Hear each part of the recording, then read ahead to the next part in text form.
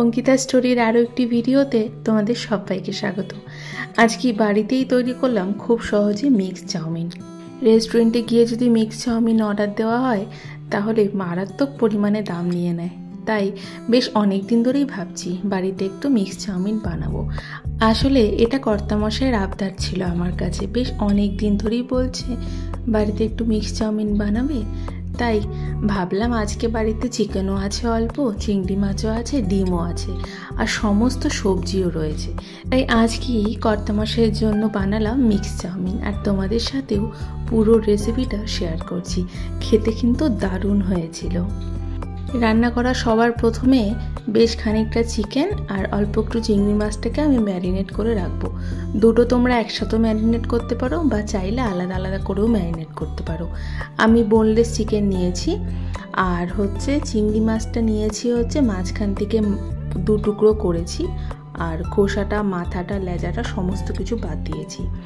প্রথমে চিংড়ি মাছ আর চিকেনটার মধ্যে একটা গোটা পাতিলেবুর রস দিয়ে দিলাম, অল্প পরিমাণে নুন দিয়েছি, আর দেব বেশ কিছুটা গোলমরিচ গুঁড়ো। এই দুটোকে আগের থেকে ম্যারিনেট করে রাখছি, কারণ দুটোই বেশ খানিকটা নরম হয়ে একদম মশলার সাথে মিশে যাবে, তার জন্য খেতেও ভালো লাগবে। আর প্রত্যেকটা মিক্স চাউমিনে কিন্তু এসব জিনিসগুলো আগের থেকে ম্যারিনেট করা থাকে। দিয়ে দিচ্ছি অল্প একটু সাদা তেল, অল্প একটু সয়া সস, আর দিচ্ছি 2 থেকে 3 চামচের মতো আদা রসুন বাটা। সমস্ত কিছু বেশ অনেকক্ষণ ধরে হাত দিয়ে মিশিয়ে ঢাকা দিয়ে রেখে দিতে হবে। এই ম্যারিনেশনটা কিন্তু ভীষণ জরুরি। আর তোমরা যদি পারো চিকেনটা আর চিংড়ি মাছটা একটু বেশি করে দিও, তাহলেও কিন্তু দারুণ লাগে খেতে। ওদিকে ম্যারিনেশনটা হতে থাক, অন্যদিকে আমি সরু সরু পাতলা পাতলা চাউমিন নিয়ে নিয়েছি। অল্প একটু গরম জলের মধ্যে নুন আর সাদা তেল দিয়ে ওই 80 to 90% সেদ্ধ করে ঠান্ডা জলের মধ্যে ডুবিয়ে রেখে দেবো, যেন একদম ভালো মতো বয়েল না হয়ে যায়। এবার কড়াইয়ের মধ্যে বেশ খানিকটা সাদা তেল দিয়ে সেই যে ম্যারিনেট করা চিকেনটা ছিল আর চিংড়ি মাছটা ভালো মতন ভেজে একটা প্লেটের মধ্যে তুলে রেখে দিলাম। ওই ধরে নাও আধ ঘন্টা হয়ে গেছে ম্যারিনেট করতে বসিয়েছি। সেই তেলের মধ্যে আমি দিচ্ছি 2টো ডিম ফাটিয়ে, আর অল্প একটু দেবো নুন। খুব ভালো মতন অল্প একটু ভুজিয়া বানিয়ে নেব।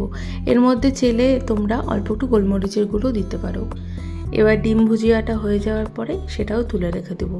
অন্যদিকে কিন্তু আমি বেশ কিছুটা সবজি আগে থেকে কেটে রেখেছিলাম, যেখানে পেঁয়াজ, গাজর, ক্যাপসিকাম আর ছিল বাঁধাকপি, আর অল্প একটু দিয়েছি ঝালের জন্য লঙ্কা কুচি। এবার তোমাদের বাড়িতে যদি বাচ্চা খায় তোমরা কিন্তু লঙ্কাটা নাও দিতে পারো। ডিমটা ভাজা হয়ে গেলেই আগের প্লেটটার মধ্যে আমি ডিমের ঝুড়িগুলোকে তুলে রেখে দেব। আরও কিছুটা সাদা তেল দিয়েছি, তার মধ্যে দিলাম বেশ কিছুটা একদম ছোট ছোট করে কেটে রাখা রসুনের কুচি। এবার রসুনের কুচিটাকে বেশ অনেকক্ষণ ধরে ভেজে নেবে, খুব লাল করবে না, মোটামুটি একটু যেন কালারটা চেঞ্জ হয়। তার মধ্যে দিয়েছি বেশ কিছুটা পেঁয়াজ কুচি। পেঁয়াজ কুচিটাও একদম লাল করব না, মোটামুটি হালকা হালকা যে কালারটা চেঞ্জ হবে তার মধ্যে দিয়ে দিলাম সমস্ত সবজি, গাজর, ক্যাপসিকাম, বিনস, বাঁধাকপি, আর দিয়েছি অল্প একটু লঙ্কা। সমস্ত কিছুকে নুন না দিয়ে ভালো মতন ভেজে নেবে। আগে থেকেই বলছি খুব কিন্তু লাল করে ভাজার দরকার নেই, কারণ রেস্টুরেন্টে কিন্তু একদম লাল লাল করে কেউ ভাজে না। এরকম হালকা পাতলা কাঁচা কাঁচা হলে তার মধ্যে সেদ্ধ করা চাউমিনটা দিয়ে দেবে। তার উপর দিয়ে দেবে গোলমরিচের গুঁড়ো বেশ কিছুটা, গোলমরিচটা একটু বেশি দেবে যাতে ঝাল, মিষ্টি, নুন সব কিছু একদম পারফেক্ট থাকে। হালকা পাতলা একটু দু সাইডটা নাড়িয়ে আমি যে ভেজে রেখেছিলাম ডিম, চিকেন আর চিংড়ি মাছটা সমস্ত কিছু দিয়ে দিয়েছিলাম। আসলে আমি চিকেনটা আর চিংড়ি মাছটা এতটাই ছোট করে দিয়েছি, চিংড়ি মাছটা তো দেখাই যাচ্ছিল না। একটু বড় বড় টুকরো রাখলে ভালো হতো। তোমরা চেষ্টা করবে একটু বড় দেখে চিংড়ি মাছটা ব্যবহার করার, তাহলে খেতে কিন্তু বড্ড ভালো লাগবে। এবার অল্প একটু সয়া সস দিয়ে দিয়েছি, আর গোলমরিচের গুঁড়ো তো আগেই দিয়ে দিয়েছি, অল্প একটু নুনও দিয়ে দিয়েছি। সমস্ত কিছু একসাথে খুব ভালো মতন হাতা দিয়ে মিশিয়ে নিচ্ছি। অল্প একটু দিয়েছি আজিনামোটো, যেহেতু চাইনিজ রান্না তো এটা দিলেও খেতে ভালো লাগে, কিন্তু পুরোপুরি অপশনাল, তোমরা দিতেও পারো নাও দিতে পারো। দুটো হাতা দিয়ে বেশ ভালো মতন মিশিয়ে গরম গরম পরিবেশন করলাম কর্তামশাইকে। কর্তামশাই দেখেই ভীষণ খুশি হয়ে গেছিল। এখন থেকে বাড়িতেও তোমরা এত সহজেই বানিয়ে নিতে পারো মিক্স চাউমিন। খেতে ভীষণ সুন্দর লাগে, একদম রেস্টুরেন্টের মতো।